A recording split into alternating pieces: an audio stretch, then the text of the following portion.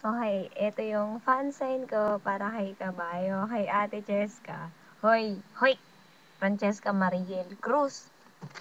Ay. Si Ate Cheska, siya yung tipo ng girl na, ano, teka lang. Siya yung tipo ng girl na open-minded, may sense of humor. Ganun, yung may sense kausap, di ka mabobore sa kanya.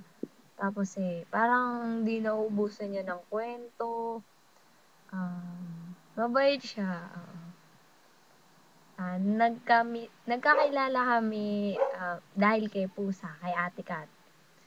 Dahil, nung may sayaw sa Santo Niño, sila Pokadar, sila Kuya Malo, yun, yung Zero Intensity Crew, ayun, pinakilala ako ni Pusa kay Ate Cheska. Then, simula nung araw na yun, naging close na kami. Tapos, mabait kasi yun kahit kabayo yan love ko yan, oo. Lalo nung nagpunta kami sa Pinalagda, nanood kami ng contest.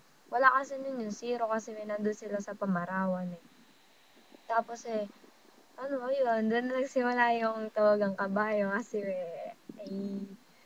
yun, secret na lang namin kung ba't kabayo. Kasi baka mga showbiz tayo patay tayo sa kay boss, kay Idol Big Bang.